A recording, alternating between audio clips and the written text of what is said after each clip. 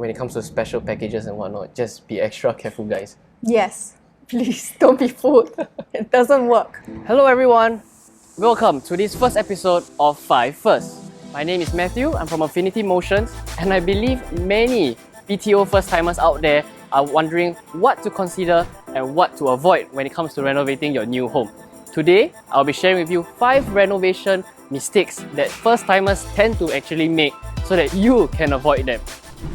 We'll be consulting Posh Home, a renowned interior design company that specializes in all sorts of housing, including your BTOs. So let's check them out. Hi, I'm Amanda and I represent Posh Home. Thank you, Amanda, again for coming on board this episode. So would you like to share about what Posh Home does? Well, Posh Home is an SME company that derives more of design-centric. So what attracts our clients more than anything else is the creative and innovative concepts that we created. So our creative team is pretty versatile in terms of coming up with creative designs and space planning. So yeah.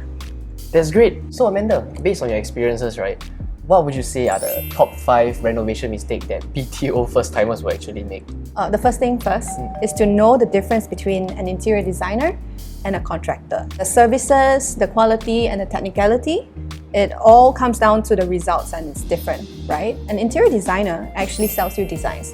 So they advise, they recommend you what they think is suitable and not suitable for the home according to your vision. Whereas for a contractor, they focus on mass marketing. So it's a great alternative if you are very sure with what you want and you did your research and you are looking for something more affordable. It actually makes things a lot more clearer now. It is. Another thing that homeowners should note is to not go for those attractive prices. Don't be fooled with those marketing schemes. Like, they sell you like, wow, this is a very attractive price, 1 for 1 or whatever. It doesn't work that way. Essentially, you're going to add on the things that you want, customization, and you're also going to look at the quality of the products, like the materials that you choose. It's totally different. So end up clients are not going to be happy because they're going to pay extra with the add-ons and the things that that's not included in the package. Don't be fooled with those. Very true. So I believe that lots of special packages out there are just basically out there to bait you in a sense. It is, really is. So we'll be very sad. We tried. No. It's also because homeowners look for cost more than quality. It's something for you to look out as well. And at the end of the day, it's sort of like an investment, right? So if you invest in something very cheap in quality, you're going to get a cheap product and end up you need to redo it again. It's not worth it. Do your investment in quality products and do your research, essentially. When it comes to ID, renovation works and whatnot, there's no one size fits all. Just be extra careful, guys. Yes, please don't be fooled. It doesn't work.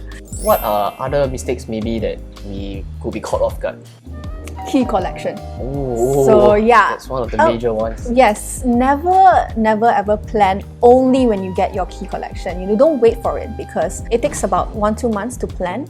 Once you collect your key, you want to move in essentially. Planning earlier means avoiding risks and making better decisions. So you can start planning ahead first.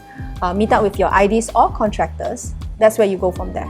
When it comes to housing, if you make very, very rash decisions, it's probably going to accumulate unnecessary worries and stress for many first-time BTOs. Definitely. So which brings me to my 5th point, right? A lot of first-timers actually get wrong advices, decisions they get from their parents and people who are unrelated to BTOs, the BTO first-timers. Like they don't own a BTO, but they want to give advices on BTO.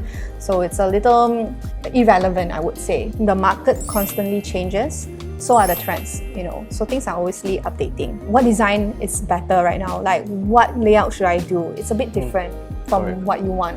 Don't get me wrong, definitely value the opinions of others, like especially your parents. Your parents say you should do this, to do that. If it makes sense, then it makes sense. But don't just take it solely my parents said this, no, you know what I mean? Just be open, listen and value, but be open about it. Correct, that's right. After all, it's your home for the next 30, 40 years. Yes, it's your home, so make the decision, what you feel is best for you. Right, Amanda? So we're actually going to move on to our next bonus section. Correct? So there's actually a list of questions that many of our BTO first-timers would like to know. Are you ready? Yeah, sure. Right, great. So the first question, what are some of the fittings that BTO flats already provide?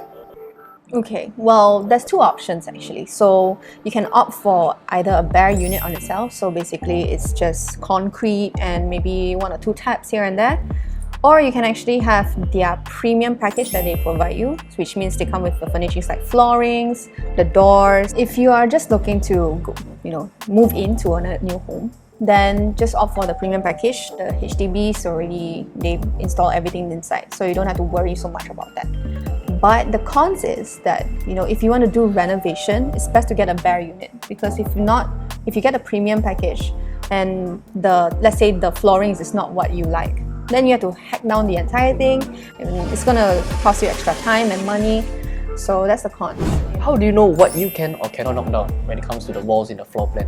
Homeowners actually have to do their research. So the floor plans that they get, there's like this black thin line, that's a bit more darker. Those are the walls that you cannot hack down. How much does it typically cost to renovate? Like maybe perhaps you could provide a range? Oh, that's a tough question. Well, it's really hard to say, because the thing is, like I say, it comes with a lot of customization, so you cannot bundle it in a package to give it to you. The materials that you choose, the furnishings that you choose, things that you want to hack down or not, it's a lot. And the thing is, you also have to consider whether you're taking a bare unit or a new one. So that also adds on to the cost. So it's really hard to say. Basically, no one-size-fits-all solution. No, not at all. The very last question that I would like to ask, how can you design the house to have more space even if it's small? Engage Posh Home, then you'll know. So how does Posh Home actually help new homeowners in their renovation process? We like to keep our clients updated. That's our top priorities. The first thing that we do is we have this fact-finding form. With that, we can actually come up with a proper costing. So there's no hidden costs, you know exactly what goes into your home and the costing itself. How do you assist first-time homeowners, like when they come to envisioning their style? Our company practices this thing called SMAC. Yeah, so it involves space planning, mood board, Google SketchUp, and then quotation. That's the process that we follow. If they really like the idea, then we go to a 3D, like a design for you guys. We do styling beyond designing itself to avoid conflicts, So whatever's not in the picture will not be in the costs. It's all going to be up on the cloud. Not a lot of other firms practice it, so it's one of the things that we're proud of. Alright, there it is guys. Hope you have learned a thing or two from this video. If there are any more inquiries or interest in all ID related stuff, feel free to hit Posh Home and also check out their portfolio in the description. Thank you once again, Amanda, for joining this episode, and we hope to see you guys in the next episode of 5 First.